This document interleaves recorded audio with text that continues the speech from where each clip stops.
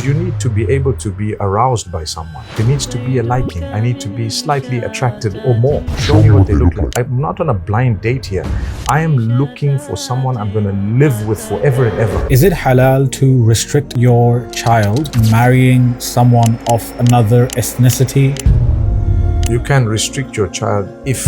Should a wife forgive her husband for cheating if he's an amazing husband and fulfills all of his obligations and duties? Not make a decision on the spur. No, give it a bit of time. We're living in an age where, as much as it is a hypersexual age... Is it halal to allow your wife to wear makeup and go outside? Is it halal to allow your wife to walk out in tights and a top? Is a man considered a Dayouth if he allows his wife to pose herself online? A lot of guys, including scholars, they use it lightly. They use. A lady who told me that I put a PI on my husband and he slept with 35 prostitutes. Oof. Is Misyar marriage halal?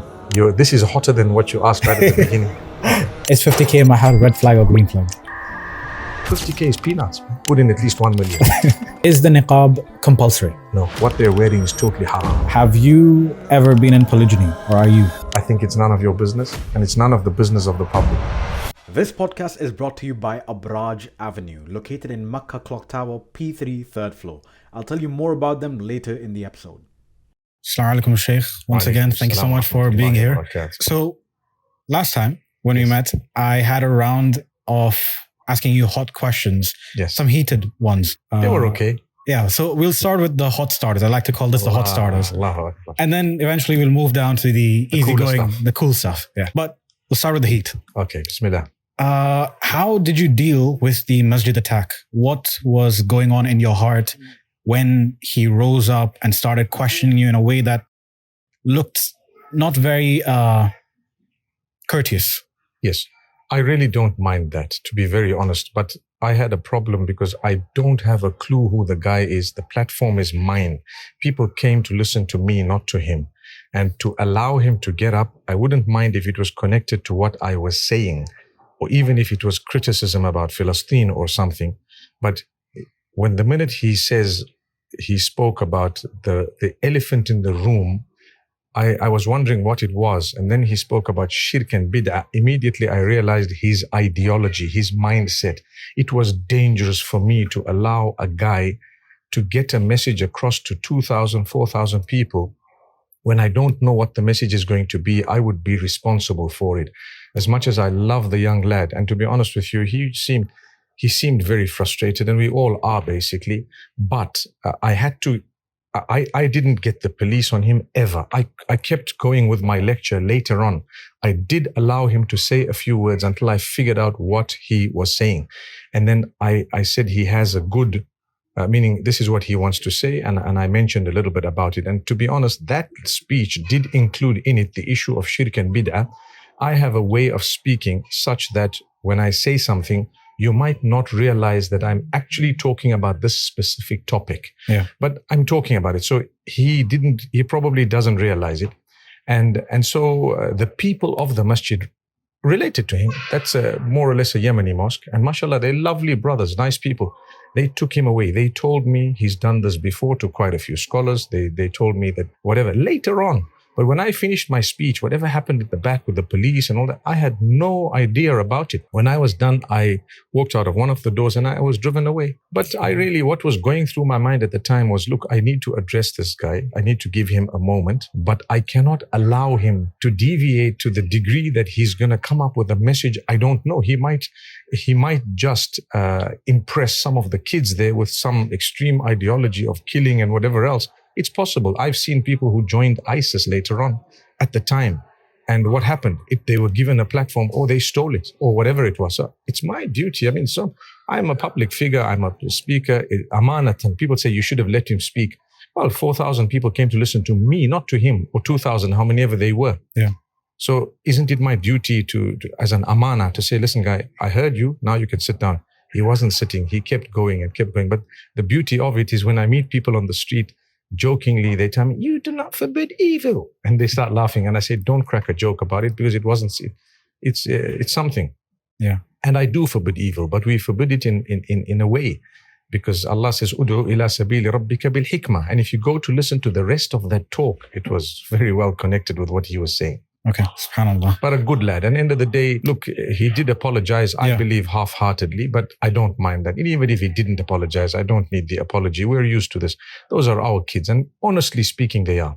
A lot of people go through a lot. They don't know you personally. They think this. They've been brainwashed against you by someone or by something. It's okay. They don't need to love you. But it shouldn't be such that you get up and start yelling. Imagine if we made that the norm in the masjid. Every masjid would have people yelling. Now, if someone yells, I'll deal with them. Maybe a little bit differently, because then you're allowing it to become a trend. A little bit more firm. Yes. And then someone was saying, Umar bin Khattab allowed this. And no way he didn't. He was corrected with something he was saying at the time. Yeah. Which is the only reason why he accepted it. No one yelled at him. No one screamed at him. No one disrespected. No one just got up and started saying, that's not the etiquette of a Muslim. So for people online to say, you should have let him speak, and Umar, they don't know Umar. They don't know the history of it. They haven't read about it. Yeah, they don't know what was said. We all follow Umar bin Khattab, but he was one of the most feared people to exist at the time. And alhamdulillah, when it's a correction of what you're saying, you need to take it. 100%, I don't deny. But if it's something unrelated, not even the topic, they gave me a topic to talk about. Yeah. I was on the topic, not even the topic. And you want me to talk about something else when my topic is something else? Come on, you need to deal with the organizers, not with me. Yeah. Brothers and sisters, while I was shooting for this episode in Mecca with Mufti Menk, I found a secret that most people don't know. You see, inside the clock tower, there's a hidden spot. You take a lift to the 3rd floor, P3, and there you see it, Abraj Avenue. Over here, you find everything you could possibly need. Gifts, abayas, gold, perfumes, watches, prayer rugs, luggages, shoes, everything under one roof. What really stood out is that they even have the Rawda prayer mats made by Mahr, the same official company that manufactures the prayer mats in the Prophet's Masjid in Medina. It's not just a gift store, it's a mall on its own, with the Abraj supermarket right above and a massive food court right outside. This place was so big, I kept getting lost inside. So if you're in Makkah, you don't need to exhaust yourself walking everywhere trying to shop. Just go to the 3rd floor, P3, inside the clock tower, and over here you will find all your needs met. Do you pray 5 times a day? Yes. Why? Because Allah said so. If Allah instructed Ibrahim alayhi salam to sacrifice his son and he was about to do that, or he went to carry it out, Allah hasn't told me to sacrifice my son. He told me this. Because I'm convinced about the source and where the instruction came from, I would do it like a flash. And so many times I'm motivated in my fatigue and my tiredness by saying, oh Allah, had you not prescribed this, I would have been fast asleep. But because you have, I'm getting up. But why? What do you get out of it? Out of praying and obeying the commandment? I don't care what I get. I'm obeying the command of Allah. Whatever He gives me as a result is a bonus. I trust Him enough. And now if you want to know some detail, we get comfort, we get conviction, we get spiritual connection, we get a deep-rooted soothing of all the hardship that comes in our lives because we know Allah is on our side. Yeah. A person with faith and a person without faith deal with hardship very differently. Mm. There is a study that proves that those who believe, everything, including their hormones and everything, works very differently from those who don't believe. It's really something can drop. Yeah. And now talking about marriage once again. Allahu Akbar. What should a man look for in a wife these days?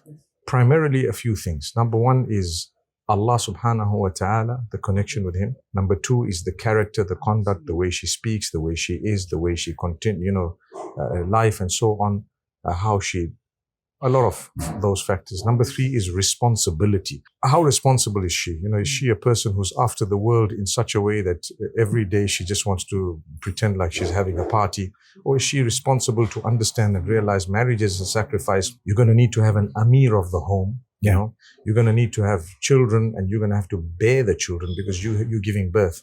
And yes, we will help and we will support each other. But you have a role to play. I have a role to play. Similarly, someone whom you like, generally, there needs to be a liking. I need to be slightly attracted or more to the person, the way they talk, the way they carry themselves, the way they dress, maybe a few of these other factors. So Generally, in a nutshell, if you have that, alhamdulillah, you're good to go. But if you don't have any one of those, it may be problematic. I mean, you could have a very religious person with brilliant akhlaq, but you don't see yourself being intimate with them. That's problematic, because you need to be able to be aroused by someone. Yeah. You know? So people say, but she's such a lovely lady. I know, but it's not, I'm sorry, man, you know, I can't really, it's okay. Yeah. It's fine to say no. And do all of these apply to women as well? Everything Yes, is yes, vice versa. And what are some red flags that people should look out for in their marriage search? There are a lot of red flags, but generally, when a person has a bad habit or an addiction or something, and they say, don't worry, I'm going to work on it as soon as I marry, inshallah, my idea is within 2 years I'll be off cigarettes. That's a red flag, because you should get off now before I marry you. Nobody, very rarely do you have change that happens after the marriage when it's of that magnitude. Little changes do happen, but later on sometimes, but a massive thing. You know, someone says, oh, you know, I used to be on drugs or something, and I'm quitting it up. I haven't. Oh, we need to know a little bit more about that. You know, sometimes people don't tell you this. Another thing, a big mistake people are making is they develop emotional attachment prior to the final decision of marrying. Yeah. That's a big mess up. So many homes are breaking because they say, oh, I have a proposal that came through my father, but now I am already attached to someone. And so whoever you're attached to, it's an online thing, number one, mostly. Number two, they've lied to you. They're behind the screen. In real life, you won't even be able to live in the space they live in, because their level of life is very different from yours. The Prophet ﷺ asks you to look for someone who's compatible to the best of the ability. That compatibility we struggle with sometimes, because you think, oh, you love this person. It's all built online. When you get to the house, you see, wow, they don't even have proper sleeping facilities. They don't have proper this, proper that. And you're going to live the rest of your life there. Yeah. So you begin to realize, I shouldn't have gone for this. That's one big fallacy of today's method of sort of, you know, getting together, where people online are made to, you know, communicate in a way that seems very soothing to you. But in all honesty, it's some heck of a person who doesn't fit in your system whatsoever. And that's why still that physical introduction is probably the best way to do things. There are other ways. I mean, I'm involved in a certain way with simply nikah and so on. But that is for those who really perhaps don't have any alternative. Yeah. And it's a very good way of getting, you know, introduced to people. But still, we would tell you to physically meet. We arrange the meetings in a lot of cases as well, to physically meet, to be able to talk, to be able to see each other's spaces and so on. And next question is it halal to restrict your child from marrying someone of another ethnicity, another culture, or another country? Is it halal to restrict that? You can restrict your child. You can restrict your child if there is something that Allah and His Rasul have actually warned you about. But if it is simply ethnicity, you can let them know.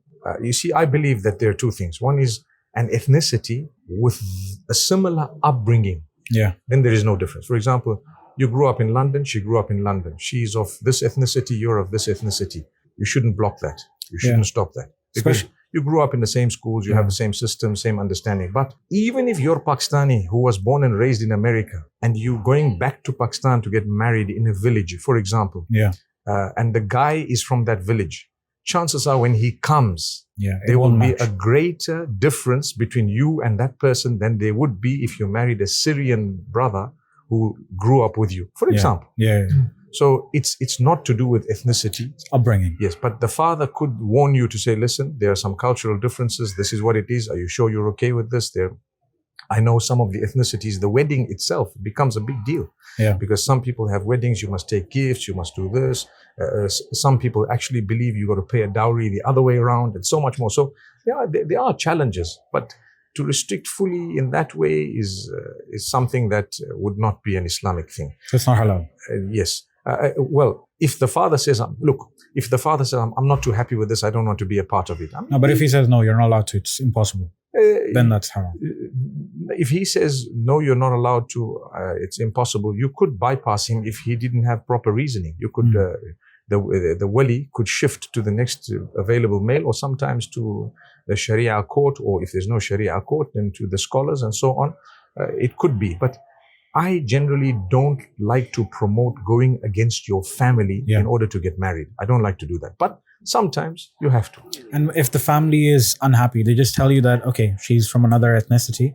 We're not happy with that because it could cause differences. If you want to go ahead. Yeah, but but we're not happy. with it. Yeah. But look, you've got to make a decision at the time. It's not a matter of halal or haram. It's a matter of what is How better. well you know your family. And also, I know people who've done that, and later on they prove their families wrong. Yeah. I know people who've married outside the culture, outside the ethnicity completely, and the father comes to me sometime later and says, "That's my best son-in-law, Yeah. best." And so you gave the guy a chance. They proved to you that they were better. And next one, what is the best way in today's day and age to find a spouse when you have applications, you have social media, you have Rishta aunties searching someone Yes. for you? So what is the best way to go about it these days? It depends on who you are, what family you come from, which environment you live in. Not everyone is cut with the same cloth. So those who have access to physical meetings and they have parents who are worried about them, concerned, it's best to ask your family to assist you in it, get introduced to people. You can say yes or no. Earlier I was telling you, my brother, you meet whoever it is and you can then say yes or no. You see? Yeah. Don't decline a meeting. Yeah. You'll be surprised. I know people who said, "I'd never ever want to get married here." I said, but just meet them for a few minutes and then say no. They met them for a few minutes and then they decided we need another meeting, and later on they got married. Should pictures be exchanged before the meeting? Should any details be exchanged before? I think a lot of people make a decision based on what the person looks like firstly. I'm sorry to say this, but if you say, "Bro, I have an option for you to marry," first thing you're going to say is, "What does she look like?" Yeah. Because as much as we are taught deen and akhlaq, I'm taking it for granted that this deen and akhlaq is there. But now Yeah. I want to know, is there compatibility? Will I like this person? Yeah. And it's not wrong to do that because you are a person who needs to know what your spouse looks like. I'm not on a blind date here. I am looking for someone I'm going to live with forever and ever. Show me what they look like. The problem is people abuse these pictures. People don't use. And a lot of the sisters, for example, they wouldn't like to be said no to. Yeah. So it's better to give a description through a second party.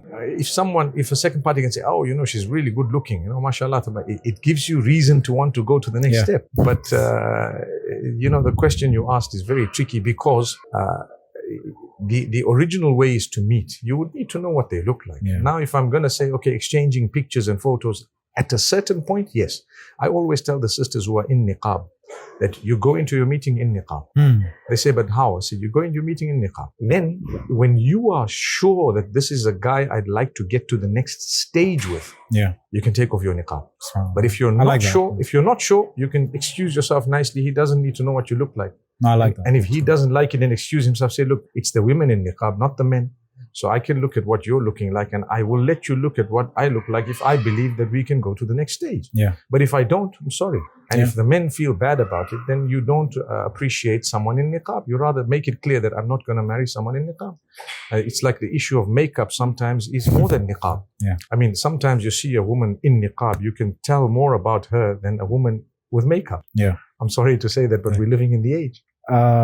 Another question. This is pretty tricky one. Should a wife forgive her husband for cheating if he's an amazing husband and fulfills all of his obligations and duties, but he made a mistake? I did a video about this once and people gave some flack, but people say comments. Like I said, we don't know whether they're bots or people, but there is nothing to say forgive or not forgive. You have to study the situation. You have to look at the whole picture and make a decision. All I want to say is do not make a decision on the spur. No.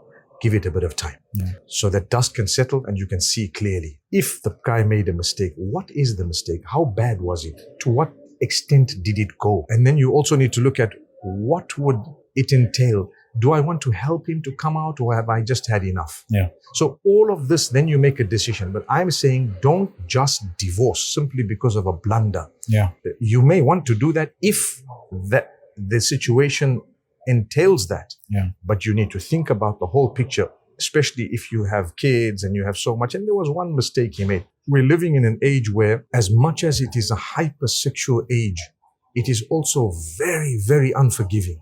Yeah. Very unforgiving. I saw a video about 2-3 years ago of a scholar in a crowd, and he was looking at a woman and someone videoed him. And they showed, look at this guy, look at what he's doing.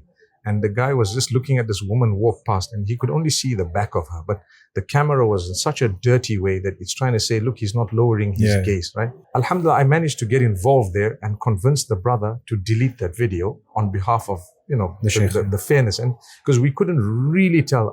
And he said, no, but these things need to be exposed. I said, but what is it? I mean, it's not a major sin to begin with. Secondly is, who knows what exactly he was looking at? Yeah, you could just be wandering off. But why I'm saying this is because we're living in an unforgiving age where people would cancel a guy just because he did that. Yeah. And say, what level? I'm not going to pray behind him. I'm not going to do. And the guys making the videos are 1,000 times worse than those they're trying to expose. Yeah. So it's very dangerous. So for us today, while we're living in that type of an age, we need to be able to process sin. What is it? What level? Is it addictive? I had a lady who told me that I put a PI on my husband and he slept with 35 prostitutes within a span of so much. What should I do? I said, well, by all means, if you need to start planning to close your affairs, to close everything, and inshallah you can move on, because if that is the case and it's 100% confirmed, I'm not going to make a decision for you. But if you went away, you would not be wrong. Yeah. And subhanAllah, she did go away. Life was very, very tough for her, but she was happier with a tough life than to live with a proper hypocrite that no one ever guessed was in all of this. May Allah strengthen us as an ummah. Ameen. Do you know that there are targeted efforts by people to drop the males who are growing in influence in Muslim societies? There are targeted, efforts to drop them down in order to reduce leadership in the Muslim ummah. Yeah. So when you hear of scandal, sometimes it's true, sometimes it's not true. Sometimes it was calculated. I remember, without mentioning countries' names, there was an opposition leader in a certain country who was caught pants down, right? Oof. And they exposed him. And he said, it's the leader of the other party who did this. So the leader of the other party says, yes, we did it. If you were a straight man, you wouldn't have fallen for it. Now, what do you do? Because you're dangling the carrot, and at the same time, you're waiting for him to bite. When he bit, you said, there you are. I believe it's true that they dangle the carrot. If you were a straight guy, you wouldn't have fallen. But the human side of the guy made him falter a little bit. That's it. His entire political career came to an end. The same is happening to people who are in Islam. Yeah. That's why I always say, do not become obsessed with a particular scholar, whether it's myself or anyone else. People say, oh, Sheikh, Allah's used you for this. You know what? The day Allah gives us Jannah, that's the day I can be excited. Yeah. To that moment, I don't know which way this boat is swaying. We're trying the best, but who knows? We're human beings. When you obsess over someone and they let you down, it has happened. I mean, there are names you can throw, but if they've let you down, you feel so distanced from Allah because you were focused on the wrong thing. Yeah. But when you're focused on Allah and His Rasul, it won't bother you. You say, you know what? May Allah forgive that person and grant them strength. But there we go. We learned from them. We benefited. It stopped there. Okay, sure. Next question. Is it halal to allow your wife to wear makeup and go outside? You and I know that we shouldn't be doing anything to attract the opposite gender as Muslims. So it's not a matter of asking me, is it halal or not to allow your wife? It's a matter of between her and Allah. Is it allowed or not? Whether you allow it or not. Because if I said you can allow her, who are you to allow something that Allah might have forbidden? It's like telling me, is it okay? Is it halal to allow your wife to walk out in tights and a top? Who am I to say yes or no? Because Allah has forbidden. It's not to do with the husband. It's to do with Allah. So let's get this straight. Yeah. When someone says you cheated on me, I always say, don't say that. You got to look at Allah. Whether you were in the picture or not, it's not cheating on Allah. It's a sin against Allah. It's either a sin against Allah or it's not. So when you're dressing, when you're wearing whatever you are, I'm a person who doesn't like to attack to correct. I like to encourage to correct. That's a distinct difference between the way I speak and the way a lot of scholars would speak. So if I see something wrong, I'd rather encourage you to come to the right than to attack you to come to the right. Yeah. And online, you can see that distinctly. So I would tell sisters, look, you know what the ideal is in terms of hijab, in terms of dress code, in terms of overdoing it with makeup. And it is really a menace. It's a problem. I wouldn't like to pick on the women alone because there are so many men who dress wrongly and no one talks about them. Yeah. But I would say every day, build yourself in a way that you ask yourself, for the sake of Allah, how am I dressing? if I were to be resurrected today, the Prophet ﷺ were to see me, would he recognize me as a member of his ummah and gladly intercede on my behalf or not? And that would help you, it would correct you. So it is forbidden in Islam with the text of the Sahih Sunnah to go out having sprayed perfume in a way that it's going to linger and you're walking past a crowd and so on for women in the hadith. So if that is the case, imagine if there was other ways of attracting. Surely we need to do better than what we are doing, all of us. May Allah make it easy. And is a man considered a dayouth if he allows his wife to pose herself online with her clothes or show her beauty? You see, when you say show her beauty, is she just going there showing her beauty and all that? That's wrong. Look, dayouth is a big term. It's a person who's happy for his wife to commit zina. In this case, we're referring to online influencers. Yeah, the term dayouth is a bit too high. I know a lot of guys, including scholars, they use it lightly. Dayouth. You know, dayouth is a very strong term. It doesn't refer to these light things. Yeah. That might be a lower level of that, of being a dayouth, but it's not the dayouth in the proper sense of the hadith. Yeah. But he does lack ghira. That's what it is. Lacking of ghira. That's a more correct term than to call him dayouth one time, you know. Yeah. So lacking of ghira. But in today's age, there is a space for women online. There is a space for men online. There is a space for women da'iyas. There is a space for men. Women can benefit from the women in such a beautiful way and so on, if they're dressed appropriately. What is appropriate? That's where we need some lessons. Yeah. And therefore, if someone is coming, the cleavage is showing, you know, the bum is showing, whatever else is showing, I would say that is wrong. Yeah. It's unacceptable from an Islamic perspective. If you're a Muslim influencer or you want to be online, at least dress appropriately. Now, if someone has come from one point to another, like say, for example, you have a person who's a gym instructor, right? And she has a page where she's trying to benefit the women. Sometimes it's paid and sometimes it's not paid. Yeah. And the women are benefiting from her. Women for women. Slowly you find her improving on her dress. Yeah. Improving on other things. Shouldn't you commend the improvement, or should you just keep attacking what you believe is the weakness? So again, there's a difference of how to talk to people.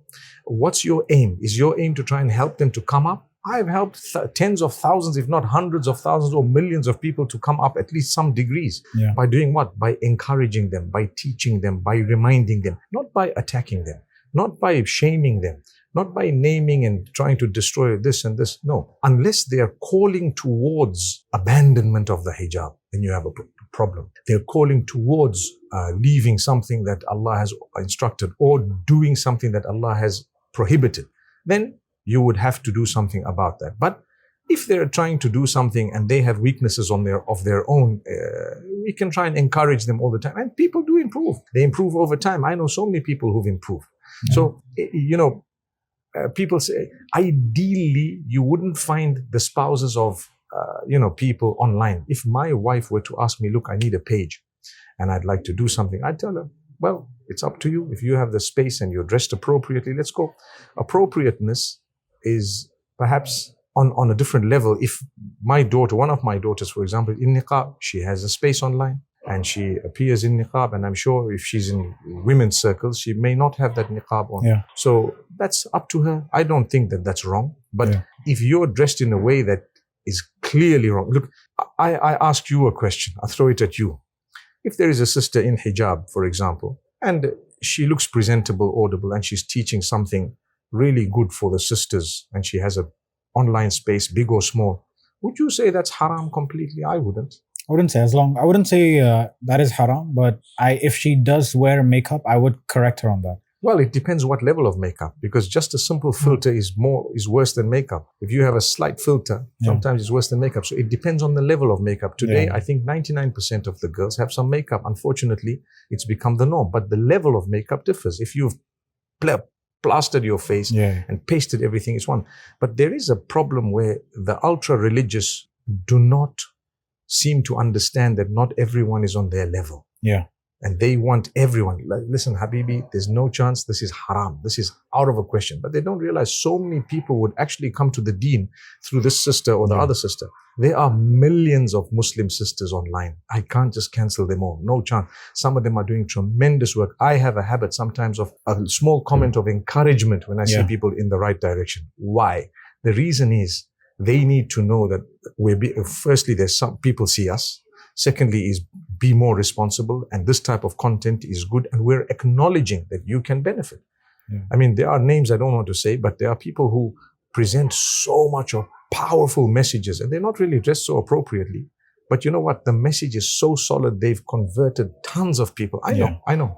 What should I do? Should I say switch off? It's always about looking at weighing the good and the bad. Close your shop and carry on. If we were living in an ideal world, we wouldn't need all of that, but we're not. So you got to be realistic more than idealistic. Yeah. I also saw you comment under a popular influencer's video who was struggling with hijab. So I saw you once comment. So I was just touching up on that, how you said that you try leaving words of encouragement. I always do that. And to be honest with you, sometimes that's all they needed. And it's life-changing. For a guy like me to comment under a post of someone who's struggling, would you rather they quit their faith and go to someone else? Would you rather you bash them and go? Or would you rather say, sister, keep going, don't worry, Allah is there, Allah will guide you. These dark days will not remain forever. One sentence, it will change their lives. I've had people email me later to say, Wallahi, because of that comment, this is what happened. Positive. And next one, Sheikh. Is Misyar marriage halal? This is hotter than what you asked right at the beginning. It depends what Misyar is. Look, let me word it this way. There are a lot of women who find it difficult to get married.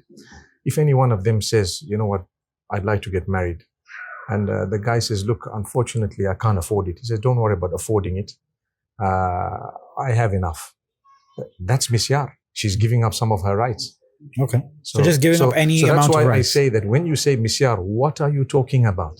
Yeah, you've got to know the context. You've got to know. For example, she'll tell you, if in a polygamous relation, for example, she might say, I'm ready to be a second wife, but I don't need, I just need one night a week, or one night, for example, or a day, or you can, I know people who've told me, for example, that there's a situation where this sister says, you only need to give me 3 weeks in the whole year. And I'm thinking to myself, if the sister really feels that before we used to say half a loaf of bread is better than nothing, she's telling you, I just need one slice. For me, it's still better than nothing. What are you going to say? That's called misyar. Now, in Islam, for the nikah to be valid, you need la nikaha illa bi waliyin wa shahiday adlin. If you have those cornerstones of a nikah, the validity of the nikah is there. Whether it was a responsible decision or not is a different topic. So the nikah's validity, if you have the Hijab, the Qabul, the witnesses, the wali, the Mahr, and so on, it's done. The nikah is valid. You're not committing zina. But was it a wise decision? Maybe not. Is it durable? Maybe not. But so many people, thousands of people engage in this type of marriage. It's also called misyar. And some people confuse misyar and mut'ah. Mut'ah is a limited marriage in the Shias. Like you have a marriage which has a contractual period. That's different. But this is just where a woman gives up some of her rights in order to facilitate the marriage. Some men abuse this, but in most cases, a lot of the women benefit from it because there is so much of spinsterhood. They're not married. And they really say, I know professional sisters who say, listen, you know what? Even every December holiday, we can go on holiday together. Can we do a nikah?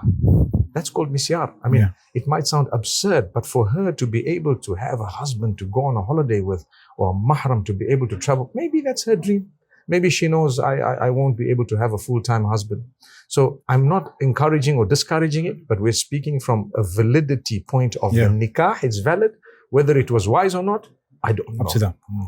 And is it halal for a man to marry or take a second wife without the first wife's knowledge? Again, the same answer. Then if all the cornerstones of a nikah are done, the ijab, qabul, shuhud, wali, mahr, etc., the nikah may be valid, but it would be socially perhaps wrong not to say something, not to tell them. So I would say why are you not telling her? The validity of the nikah is there. Yeah. We can't debate that. It's valid. Whether she knows or she doesn't know is not connected to validity. Yeah. But stupidity, possibly, yeah. You might be stupid because you might just break your home completely. I wanna touch upon this because I'm not knowledgeable on this fact. Yeah. Maybe you can enlighten all of us. How did the Prophet ﷺ engage in polygyny? Like, what was his approach with it? Did he tell his wives? What was it like? If you know, I'm sure you know better than us. At that time, there was nothing hidden. So they always knew and they were told and they didn't have issues with it. And sometimes, when the Prophet ﷺ's son-in-law, Ali bin Abi Talib radiallahu anhu, was wanted to, or he had a proposal that came in from the daughter of Abu Jahl. Mm-hmm. And the Prophet ﷺ was never against polygyny. Ali radiallahu anhu was never against it. Fatima radiallahu anha was never against it. She did not discourage it, never ever. The issue there was not polygamy, and it was not the fact that Fatima radiallahu anha agreed or disagreed. No way. The issue was the person coming in. It was the daughter of Abu Jahl. Her name was also Fatima bint Abi Jahl. And so it hurt the wife of Ali radiallahu anhu to the degree that she is saying, the biggest enemy to exist, not just of my father, but of Islam and the Muslims. And I must be a co-wife to his daughter in the same home. I mean, think about someone you really, really hate, and your son-in-law is taking that person's daughter as another wife. So it hurt her. The Prophet ﷺ came out and blocked it. He said, I will never allow my daughter to be in the same home as the daughter of the enemy of Allah. So either you divorce her and take this one, or you keep mine and not marry that one. So people misinterpreted it to say that there we are, you need the permission of this and the permission of that, and the father can say no, and that it was never. The Prophet ﷺ would never ever go against the hukm of Allah, the law. Fatima radiallahu anha, she would never ever deny the permissibility and of polygyny, etc. It's not deniable in Islam, but this was a specific issue regarding a specific person. Ali radiallahu anhu, after the death of Fatima radiallahu anhu, he had another 7 to 8 wives. Yeah. He had about 16, 18 children. And subhanallah, you know what? He kept that honor at that particular time, and he did not marry the daughter of Abu Jahl because it was the daughter of Abu Jahl. Yeah. And that's why commentators said if it was someone else, perhaps that marriage would have happened. Yeah.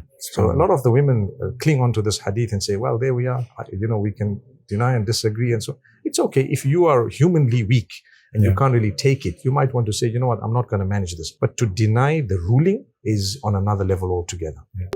People ask me all the time how I was able to get Mufti Menk on my podcast, or how I was able to gain over 500,000 followers and make almost all of my videos viral, and how I turned content creation into a full-time job. Honestly, after 12 years of creating content, billions of views later, I have put everything that I know and learned into one place. That's why I have created the Lifetime Content Mastery Mentorship, where I teach you the exact systems I have used to generate millions of views and turn that attention into real income. Inside this mentorship, I teach you how to use content to build real impact, how to build a strong network through credibility and authority, how to use your content to connect and network with very important people, and how to smartly use AI to scale to hundreds of thousands of followers with just a fraction of the effort. This isn't about shortcuts, it's about clarity and structure that compresses over a decade's worth of real knowledge and experience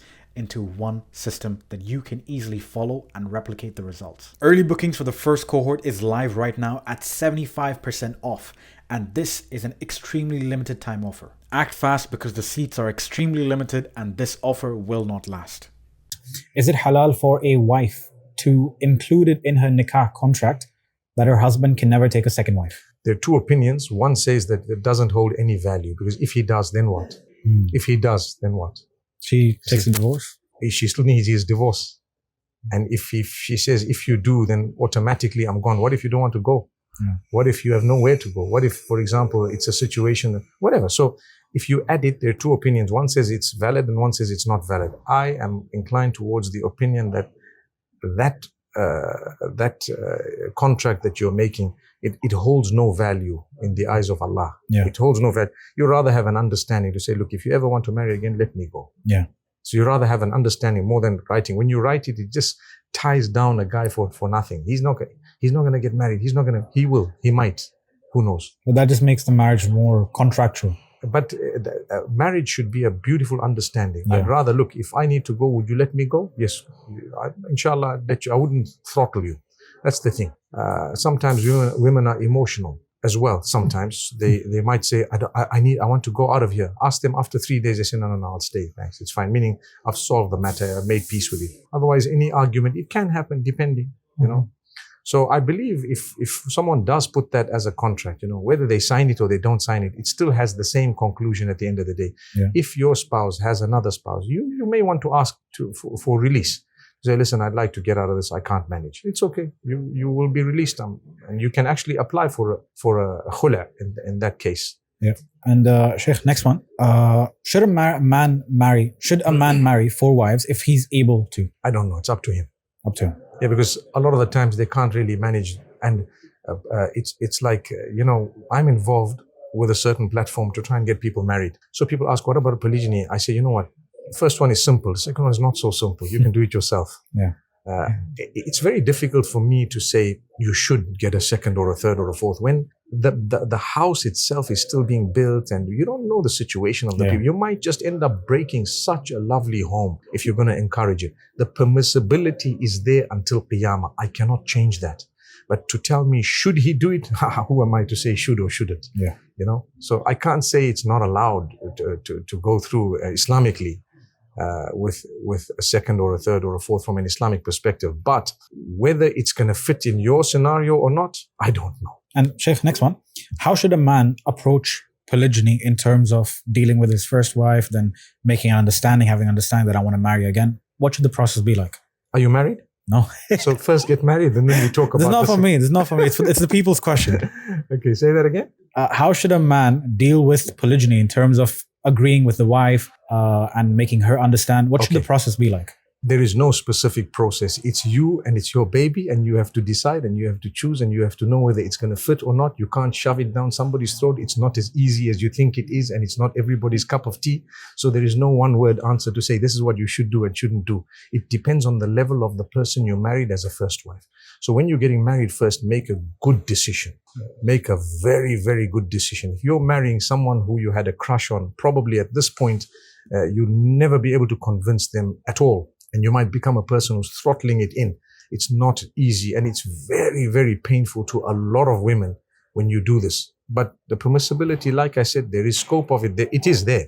But whether or not you should do it, it's up to you. It might happen. You might be able to do it. You might not be able to do it. I really don't know. There is no one word answer to what you just asked me. And Sheikh, next question is, how many children do you have? It's none of your business. Okay. Next one. What is... I have 10 children and still counting. Oh, Allahu and I barik. have 5 grandchildren and still counting. Allahu barik. Inshallah. Inshallah. Next... Allahumma barik. Allahu barik. And next one. What was your criteria, or what is your criteria for finding a good spouse for your children? The exact criteria I explained earlier, someone who has deen, someone who has akhlaq. In the case of my kids, some of them came up to me with options, with something they were interested in. I took it up. We let it happen if it was good. And some of them, I suggested to them X, Y, Z, and they looked into it and they went into it if it was, they felt they wanted to keep going. Do you have any higher standards coming from the family that you come? Like, okay, he has to be a hafiz or she has to be an alima. Do you have these kind of levels? No? Okay. They just need to be good Muslims, and I don't mind the ethnicity. I mean, who am I talking about? My kids. I mean, it's up to them. Whatever they would like, we don't mind. And you don't have to be, you just have to be a good Muslim, responsible, like I said earlier, with a lot of akhlaq. The way you speak is a big one. Yeah. When you come and sit to talk to me, to want my daughter, you need to convince me that you're a very respectable person. Yeah. Very polite, calm. You know how to talk. You know how to come across, the language you use, how you carry yourself. That means a lot. So deen and akhlaq is there, without a doubt. But then who you are and how you come across. And secondly, you know, you need to be able to honor and respect my child. And next one, what was the mahr that you set for your children? Or what was the mahr your children had? I didn't set any mahr. What was like the average in your family? You know, every family usually has like an average that they all have. You know, in the cultures, it's very different. So you have different cultures. And some people ask for this, some people ask for that. And you have the wealthy people who ask for hundreds of thousands, which if they're wealthy, for them, it's like $5 for you and I. Yeah. But for them, it's a big figure, which means nothing. So generally, let me talk about what I gave in Mahr when I got married. Yeah. 100 pounds. That was the Mahr that I gave. Which year was this? I forgot. 1998, 1998. This is your first marriage? Second marriage? My second marriage. 1998, 100 pounds. My first one was also 1995, the same. Yeah. I think it must have been $100 or maybe even less. Yeah. But what it was, people look at Mahr as though, it's a big flex, Yeah. It's not a big flex. It's an amount. I must have spent, I don't even want to say figures because with unlimited amounts on my spouse, my family, and so on. My life is all about looking after my family. Of course. So it's not a flex. It's a responsibility. It's a gift. It's a token. That's what it is. It's a token gift. So this shouldn't be exploited as a financial security, because look, to be honest, I think it's sad that it's become that. If people coming from wealthy homes and they flex it online, and then you have people saying, when I get married, I'm going to ask for 20 grand. Why are you selling yourself? Yeah. Why are you selling yourself? No, it's Prophet ﷺ. Don't bring the Prophet ﷺ into greed here. He's already told you, go simple, go easy. But I do agree, and I do admit there are different categories of wealth. And if someone comes from a wealthy family, or they're all wealthy, for them, if you ask him what's the minimum amount, he said just put 20 grand, $20,000 US. I mean, it's prohibitive for people might not see that money in their lifetime. Yeah. But if you get someone from a lower income family asking for 20 grand, well, he says, don't worry. When I'm 50 years old, come back with the cash. Then what? So you're going to have to marry a much older person because people who are more settled financially are generally more older. Yeah. And Sheikh, I'll let you touch upon the previous question once again. Is 50K Mahr a red flag or green flag? It's a red flag in the case of those who are middle to low income. Yeah. But it's a green flag in the case of the multimillionaires. In fact, it's too little. If you are a billionaire, put in at least 1 million. Well, it's 1/1,000,000th of your wealth. Yeah. So now do you understand what I mean? Yeah, it's got to do with the context. If you're going to say 50K, the first time I think I just said red flag and I stopped it. Yeah. Right? No, you explained it actually. I explained it? Yeah. Okay. So what I mean is, if you come from a very wealthy background, 50K is peanuts. Yeah. But if you're like you and I, middle income, and some might be low income, come on, go easy on the guys. Study the case and see. Don't be too hard on them. And okay, Sheikh, next question. Something I've always reflected on is how Islam honors hard work, the kind that is done with subtlety and ihsan without needing the spotlight. And it reminds me of Rami, a 25-year-old business in Jeddah. They supply the parts that keep construction machinery alive: bearings, oil seals, mechanical seals, valves, pistons, O-rings, every tiny component that keeps massive machines moving smoothly. And when I say bearings, I don't mean just one or two brands. They stock every major brand, SKF, Timken, and all the high quality brands that mechanics and engineers trust. If a workshop needs it, Rami has it. This is why Rami is still trusted after 25 years. They now have 2 stores in Jeddah, one in Azizia and another one in Johara, serving globally to construction companies, mechanics, workshops, and anyone that is looking for reliable industrial mechanical parts without any hassle. So if you or anyone you know is looking for quality industrial mechanical parts, just scan this QR code and you can place an order at Rami. Sheikh, next question. This for women. Is the niqab compulsory? No. No. Any explanation on that? It's highly recommended in Islam, but I personally follow the opinion that it's not a compulsory. It's highly recommended. It is meritorious. It is something you are rewarded for, and it is an Islamic teaching without a doubt. But to say it's farad, no. I follow the opinion that it's not farad. Okay, next one. And although in my family, most of them put on a niqab. That's because it's ihsan, no? I'm not involved in that decision. That's their decision. I'm definitely not involved. I think it's like a personal choice. I've never told anyone to put on a niqab. Yeah, so it's their personal choice if they want to excel in pleasing Allah. Yes. Next one. What is the correct form of hijab, and is hijab compulsory? Hijab is compulsory, without a doubt.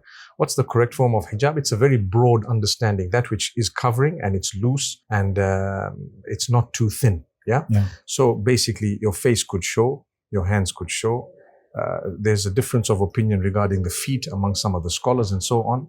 And that would be your hijab. And in today's modern fashion standards, modest fashion, they have clothes that are extremely loose, but they fit within the modern standards.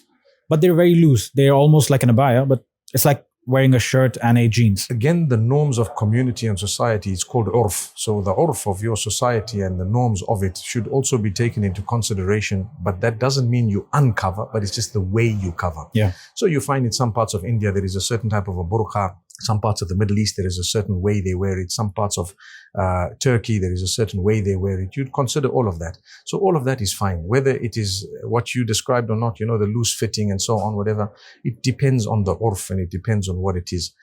What to cover is not compromised.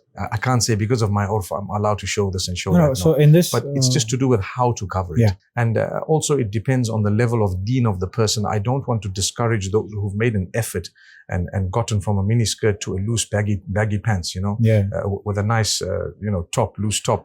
I don't want to discourage them. So I wouldn't say that I wouldn't say they're on the ideal, but I also wouldn't say that what they're wearing is totally haram. Yeah, that's what I was looking for. Next one, more about your personal life. Allahu Akbar. How old are you, Sheikh? I'm 50. SubhanAllah, Yeah. You look a lot younger than that. May Allah forgive you, bro. I thought I was being tricked. I thought you look like 40s, but you actually might be like 65. Islamically, I'm probably 52 almost. Oh, that's Yeah, fine. but I'm talking of the Hijri. I was Yeah. born in 75. And the only reason I'm telling you this is it's available online. Oh, okay. So if you just search my age, you can see it. But by the way, Wikipedia is full of a load of rubbish. Yeah, so I'd rather get it directly from you. Yes. And next one again, you can choose to answer or not. Have you ever been in polygyny, or are you? I think it's none of your business, and it's none of the business of the public. Okay. And next one. At what age did you get married? 19. Okay. And was that a very early decision? Do you think people should wait I don't longer? encourage people to marry at 19. I would like to say perhaps you need to ensure that both parties have reached a level of maturity where they're able to be patient with each other. They're able to sacrifice for each other. They're able to understand how to navigate a relation with a person whom you don't really know so well. You're going to have to share a space with them for the rest of your life. And are you prepared and ready mentally, emotionally, financially, so many other ways to actually sacrifice? It's more of a sacrifice. I think, not to say we were too young at the time, but I think if I didn't rush it, it would have been a little bit better. Yeah. But it was a rush. I was a young guy, student in Medina, and you want to get married? Yes, I want to get married.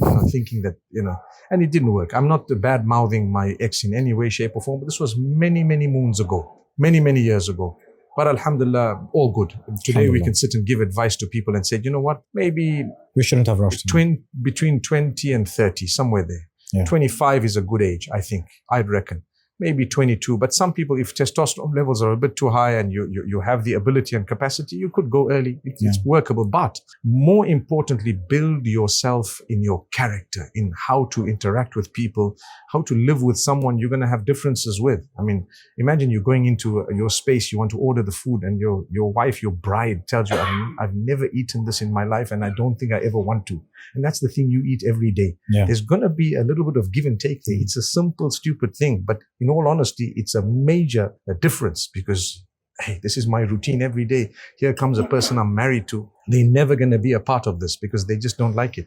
Well, now what? So you want to say that focus on building yourself first and then focus on marriage? Yes, I think focus on building yourself in every way, and then you focus on marriage. And I'm talking of the characters. Yeah, character. Financially, I believe once you're responsible enough, like have a job, you're not lazy and so on, that's the responsibility I was talking about earlier. And then you're ready to get married. But unfortunately, nowadays, we're looking for rich sons-in-law and women are looking for rich spouses. In that case, when you're 20, you'll probably get someone 35, 40 who's settled nicely. Yeah.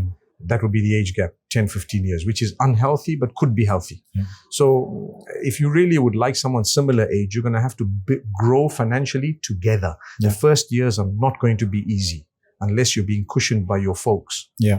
Okay, Sheikh, this is something that I would like you to answer in the sense that can inspire Muslims or the youth. What is your daily routine like? It could be better, but obviously it starts off with salah, it starts off with getting up and so on. I'd like to increase my portion of Quran and adhkar. But the daily adhkar, the muawwidat and all of that is a must because of so much that's going on and we need that protection.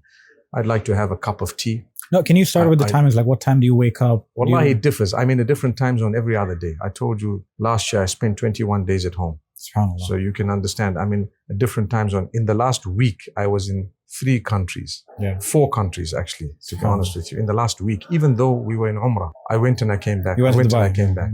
Yeah. So people won't know that. You see me now, you see me somewhere else. What happened? Hey, I went, I came. So it's not easy to stick to a specific time of getting up, time of sleeping. I sometimes, this morning, we went out on a ziyarah with some of the group. I was in Arafah, and so one guy saying, how much have you slept? I said, in the last 24 hours, I must have slept 2 hours. That's how it is. So how do you look so fresh? I have a quick shower and I'm ready for it. And what is your adhkar routine every day? Wallahi, you know what? There are 2 types of adhkar. Adhkar ba'da salah, you try them.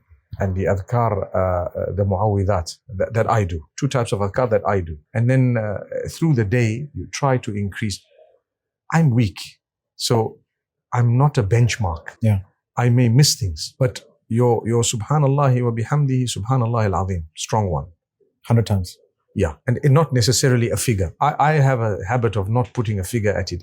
Sometimes I won't even count it.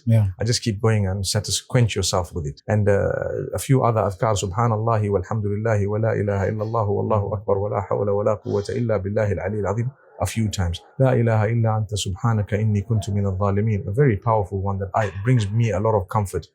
Inna waliyyi Allah alladhi nazzala al-kitaba wa huwa yatawalla as-salihin. Beautiful adhkar. So at any time of the day or night, I think of these things and I just repeat them in order to worship Allah and to praise Allah. So to protect yourself is one thing with the muawwidat, but just to praise Allah. But I could do much better with those adhkar.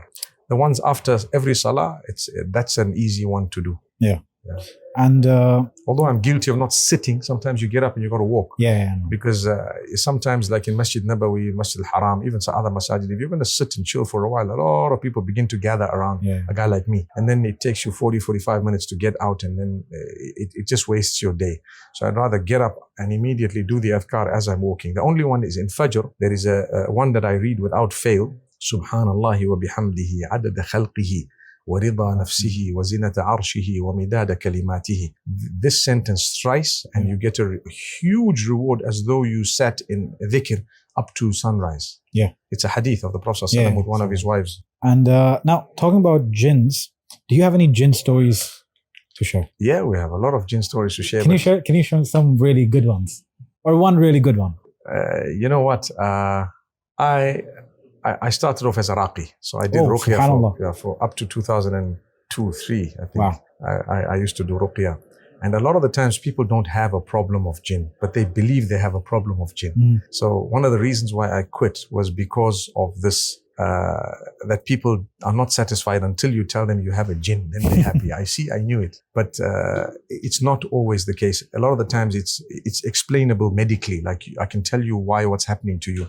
There's a shortage of zinc, there's a shortage of magnesium, there's a shortage of vitamin D and K, D3, K2. And it happens. You begin to hear things, you begin to feel a certain way, you feel low, you feel something's moving in your belly and so on. But one day, I went to do ruqya at somebody's house and I saw these frames hanging, with like a painting of an animal on it. And I knew that that's problematic. So normally when you do ruqya, you got to move all of that away. Otherwise it doesn't help.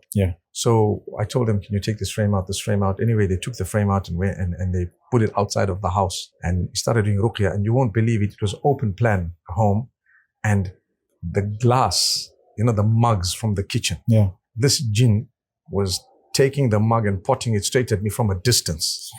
And so the mug would come straight and I just ducked my head like this and it hit the wall and crashed. And who's there? There's no one in the kitchen. But you literally saw it like rise and come. It came. That was one of the reasons why I then quit. I said, you know what? My family is telling me to we need you. You can't. and then the next one came in. And it missed me again the other way. SubhanAllah. Yeah. And I used to have a walking stick with me. And I remember, it's a crazy thing, but I broke that walking stick on that day SubhanAllah. because I went to do something with it.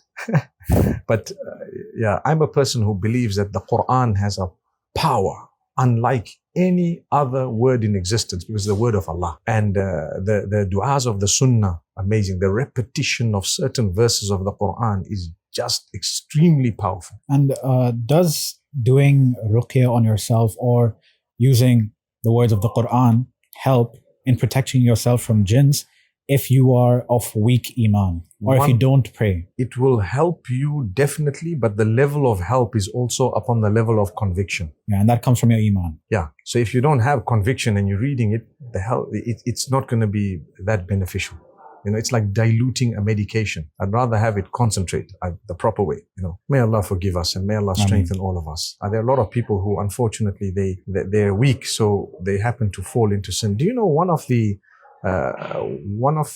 targets of the jinn, the shayateen, is to just get you to drown in sin. Yeah. So every time you're strong and you hold back, you're actually strengthening yourself. Yeah. Every time you let go, you're getting into the clutches of the devil. That's why there comes a point where people become depressed in life, where they're suicidal and so on. Not all of them, but in the case of a lot of people, it's preceded by them just having lost themselves in a life of night clubbing and drugging and alcohol and so on. And they feel so sort of like there's no purpose to live because shaitan's gotten hold of them. Yeah. The minute they come back to Allah, the life is completely turned around. Yeah. Completely. Allahu Akbar.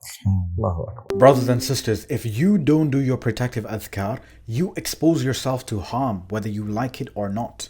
I've compiled the ultimate protection guide based on authentic du'as from the Sunnah, used for protection against jinn, sihr, black magic, evil eye, ayn, and any unseen harm such as natural calamities, accidents, or even insects. Scan this QR code or click the link in my description to get your hands on the ultimate protection du'as at 50% off. Act fast because this offer will not last.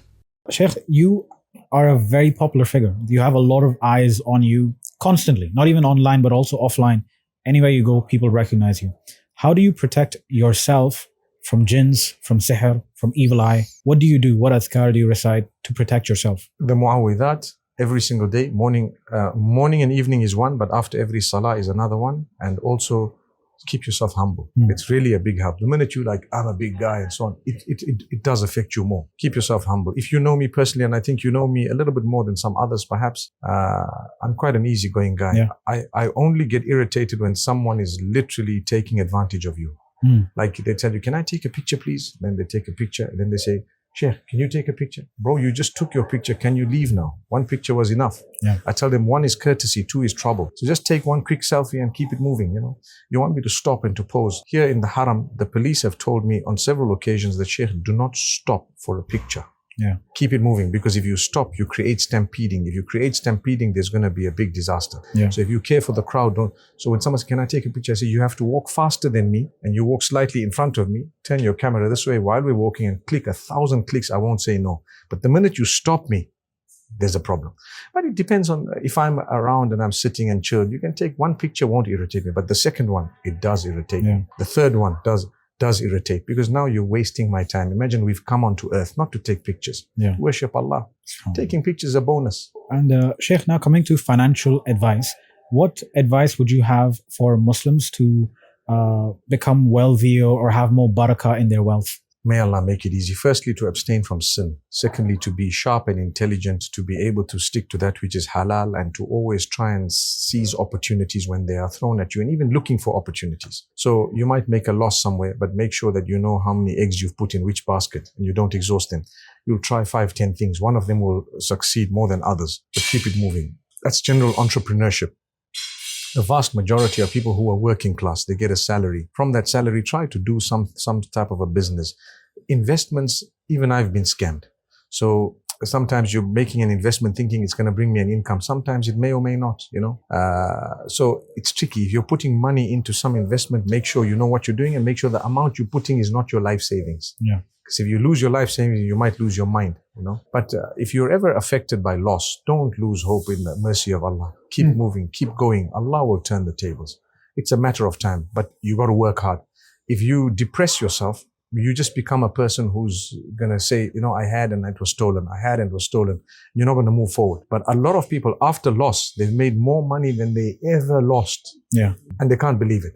And Sheikh, you can choose to not answer this one, but what would be your sources of income as a scholar or as a mufti? Generally, my particular source of income, I have several sources of income, but they're not connected to the work I do. So it's more of Businesses. Investment. Yes, Yeah. Businesses, investment, and so on. And we have a strong family unit that actually does help and, assist in a way that if anything is needed, it's covered. Yeah. So I, as much as back in the day, we come from a very humble background, but I think for the better part of the last 30 years, we've been a relatively Good. well-to-do sort of, placed in a decent place by Allah subhanahu wa ta'ala, which is satisfactory. I wouldn't call myself a rich man, but I wouldn't say I'm poor either. Yeah. And that's why I don't like freebies. People say, Sheikh this and Sheikh that. I don't need it and I don't want it. But you need to be fair. Like there's, one day there was a guy at a certain fair. He came in and he told me he had a video on and he had a gift. And he said, Sheikh, I'd like to give you a gift. I said, I don't accept gifts with a video. If it's a real gift, put the video down. Yeah. And so I just told him, I don't accept the gift. And he went ahead and posted the video to say, look at this arrogance. Oof. The guy but I knew that's not a gift. That's a free promotion. Yeah. It's a cheap promotion because the product might be $20.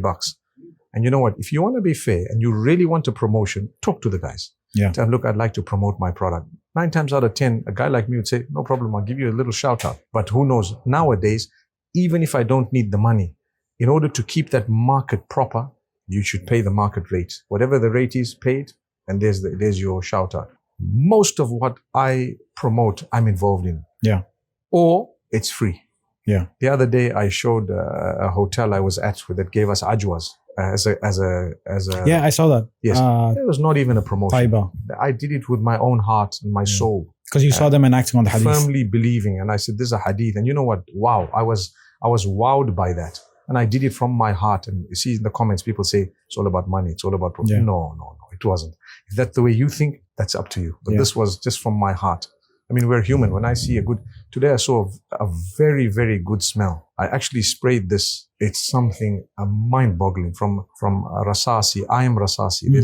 There's a brand named I am Rasasi, and this was I think it's called Unleashed, and it's branded Anaya, if I'm not mistaken. Yeah. Wow, the scent was like a burnt bakhur, like a bakhur that's burnt. What a beautiful scent! And I thought to myself, I'm going to make a little video of this. And I'm thinking the guys wouldn't even know I'm going to make it, but because it's such a good scent, and I'd like you guys to, use it if you like the scent I like. Then here it goes. But let's see, when I do it, I'll tag you. And Sheikh, now some quick ones because we're running out of time. Just about something of self-reflection. When was the last time you cried? This morning. And what was it for? Do we It's know? okay. It's more of a connection with Allah, I think, yeah. And what do you think is the most dangerous spiritual disease in the ummah today? Ego, pride, a spiritual disease. When you think it's just me and you don't consider everyone else, I think that's damaging the ummah completely.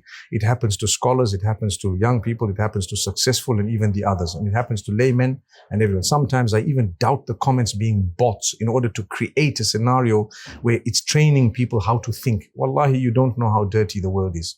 And, Going back to the crying one, I just thought of something to let you know. I did my Umrah yesterday, and then I was still in Ihram, and I did an extra tawaf helping blind people who can't speak and who can't, some of them can't see, some of them can't speak, some of them can't hear. So we had them holding each other with Abdullah Aid. We brought them in from India as a gift, Hufaz. So it brought me to tears this morning, thinking how gifted we are. These guys are crying. I saw a guy with his hands. Wallahi, he's telling Allah.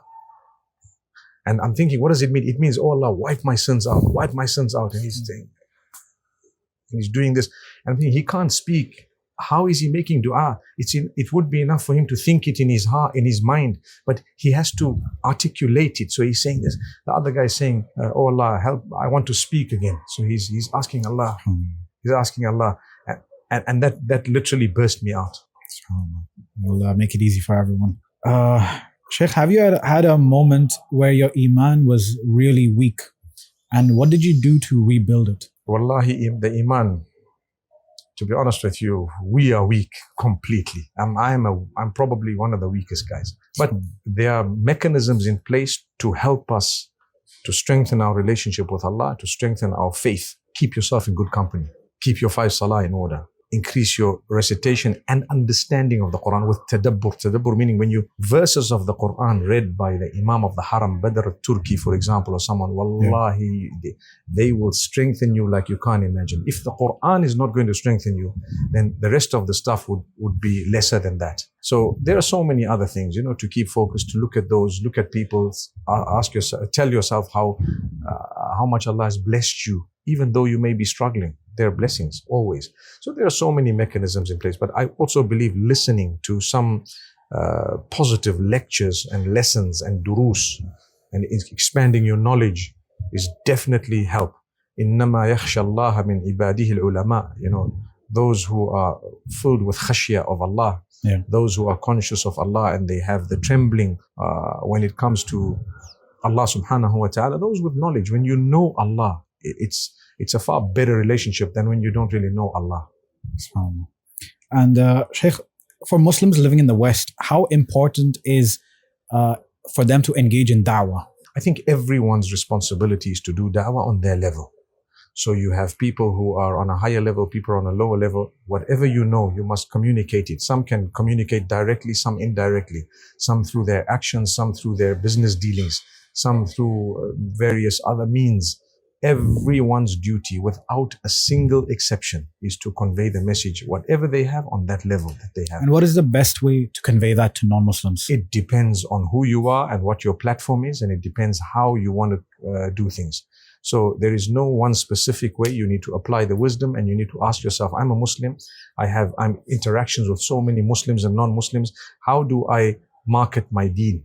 I'm marketing my product, but the biggest product ever is your deen. How do you market it? And you do so. It's not painted with one brush. And Sheikh, next question. Why do you always wear, or why are you always seen in kanduras rather than formals? Is there a reason, personal choice? Since I was a kid, I was born in the compound of a masjid. And so I've always worn, the kanduras and the thiyab and so on. And very early age, I put on a scarf. I had a very, very fair skin, which used to peel when I was a kid. And my neck used to peel a lot as well. And then I put on this scarf, and subhanallah, I've always been that. It's just been me. But I do have a few pictures and videos with casuals. Okay, that's about it. Thanks so much. Stop because the adhan is gone on. Allahu Akbar, Allahu Akbar, Allahu Akbar, Allahu Akbar. It was lovely talking to you, bro. Likewise. MashaAllah, Jazakallah khair. Stop. Actually, wait for the adhan. There were some really hot questions there, bro. I tried covering everything. Before we end this podcast, a very, very big thank you to Abraj Avenue for helping make this podcast possible. You'll find them in the Makkah Clock Tower on P3, the 3rd floor. A one-stop shopping destination for all your needs, from meaningful gifts to abayas, perfumes, shoes, luggage, gold, anything and everything you could need, they have it. So stop wasting your time and energy running all around Makkah trying to shop. Save yourself the effort and just visit Abraj Avenue. Shaykh, I just wanted to end the podcast, say thank you so much for being here. And I had one last question. Yes. My parents have been pushing me for marriage. I told them that inshallah I'll ask Mufti Menk if he would be there, present at my marriage, officiating it inshallah, whenever I am. MashaAllah, may Allah make it happen. Firstly, we need to introduce you perhaps to a few sisters and try and get inshallah. You to and secondly, you need to actually set the date, and then you can talk to me. And I want to tell you one quick thing. Whether I'm at your marriage or not does not increase the barakah or decrease it. But inshallah, as a matter of joy and happiness, we want to share it with you. If possible, we will attend. Of course. As a matter of just joy and happiness, inshallah. The Prophet ﷺ says, إِذَا دَعَاهُ فَأَجِبُ. Yani if someone has invited you, if you can make it, you go. So we'll try, inshallah. No problem. Inshallah. I'm just setting it because I want to get married, but I don't know when, but just an idea. That's the thing. You want to set everything and you haven't yet found the girl, It's like the guy coming out and he says, you know what, I'm getting married to the Sultan's daughter. And they said, oh, wow. He put out all the cards and everything. And he says, marrying the Sultan's daughter. They said, hey, is everything done? He says, 50% is done. I said, what do you mean? He says, I'm happy. I don't know if they're happy. I hope that's not the case here, bro. No. Allah bless you with a lovely spouse who can help you and support you, inshallah, in the work and the deen. Jazakallah khair. Jazakallah khair. If you want to see me interview Sheikh Omar Suleiman, Asim Al Hakim, and many others, then please subscribe, like, share, and comment on this video so we can make future episodes possible with your support. Subscribe and Assalamu alaikum.